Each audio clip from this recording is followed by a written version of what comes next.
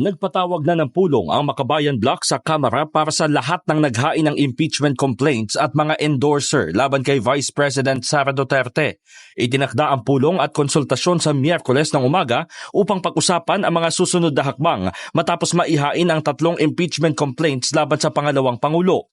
Batay sa liham na ipinadala ni Representatives Franz Castro, Arlene Brosas at Raul Manuel kay Camarines Sur Representative Gabriel Bordado, binanggit na bahagi ng planong mapagkasunduan ang pagkalampag sa Administrasyong Marcos at liderato ng Kamara na iproseso na ang impeachment.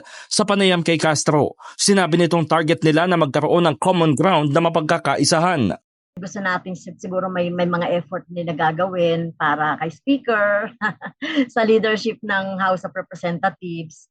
Tapos nag-iisip din kami ng mag-iisip din kami ng pamamaraan para syempre ma-encourage din si President Marcos, no, na anyway hindi naman na siya nagsasalita after nung nagsalita siya na hindi siya sang-ayon.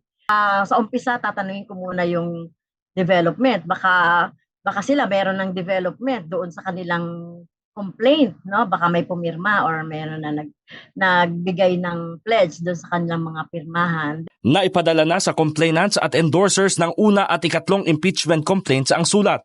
Kasama rin anya sa tatalakayin ang pangangalap ng 1/3 ng suporta mula sa mga kongresista upang agad nang maitransmit sa Senado ang impeachment complaint. Kung ma-endorse na ni Speaker, mapag-usapan namin kung ano ba yung aagrihan namin. Ito na bang court complaint or etong sa amin, sa Makabayan, yung pag-gather ng number kung sakali na magkaisa na alinman doon sa mga complaints, yung pwede nating i-gather na kasi ito yung madali na makagather na ng enough na vote. Mababatid na sa 3 naunang impeachment complaints, ginamit na grounds ang graft and corruption, betrayal of public trust at culpable violation of the Constitution. Ang mga naghain ay mula sa iba't ibang sektor tulad ng religious groups, mga abogado at civil society organizations. In the heart of changing lives, ito si Brigada Haji Caaminio ng 105.1 Brigada News FM Manila, The Music and News Authority.